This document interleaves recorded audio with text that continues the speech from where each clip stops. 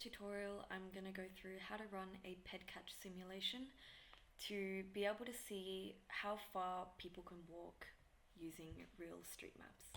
So I'm going to go on to pedestriancatch.com, which this screen will now load.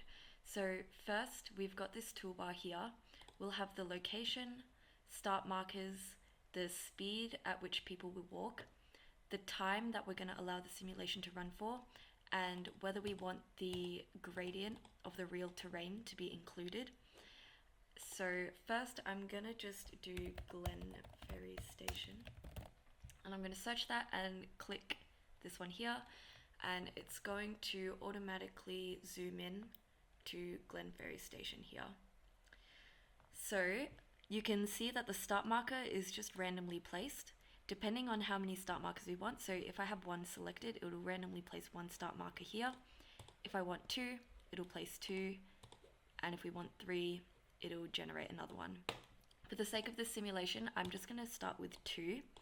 So the start markers is pretty self-explanatory. It's just basically the center of basically where the simulation is going to run from. So when I run the simulation, people are going to start to disperse from these two markers here. So I'm going to place a start marker at each of the entrances of Glen Ferry Station. So we've got our two starting markers here. So these red lines show the gradient, the natural gradient of these pathways. These pathways are generated through OpenStreetMap. So for the sake of the simulation, I'm going to turn the gradient off just for legibility. So here you can see all of the lines are yellow, and they're also all the same opacity except for when they congregate here. But they're all the same opacity, so there's no gradient in the simulation.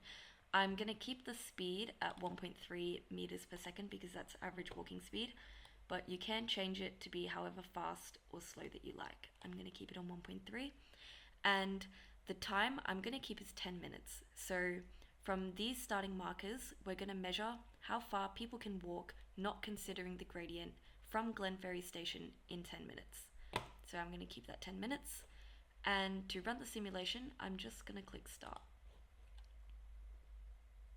So you can see there's a timer at the bottom of the screen, and each of these nodes is basically people stretching out. And this purple line here is the maximum distance, which after the simulation runs we'll be able to see.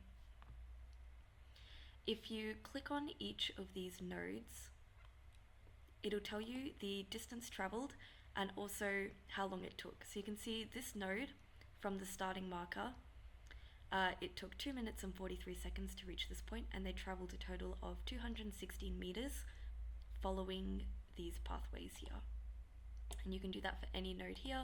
So this one took 8 minutes, and obviously at the edge will be roughly, well, that is 10 minutes, and it's about 800 meters. So you can see that people in 10 minutes roughly were able to get 800 meters away from Glen Ferry Station. And that's how you run a Pedcatch simulation. You can play around with the settings. So I'm going to reset.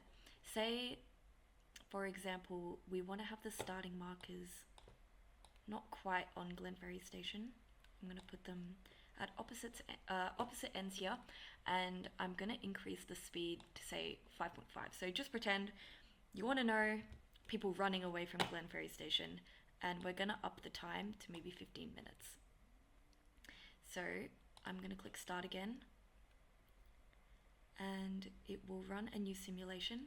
And you can see here the maximum distance is a lot greater than the original simulation from these two starting markers here, and you can also see a big change in the shape. Once again, if I click on any of these nodes, it'll tell me in 6 minutes and 6 seconds, running at 5.5 meters a second, you can get this far away from this node here. And yeah, you can play around with those settings, but that just shows the effects of increasing time, increasing speed of your simulation.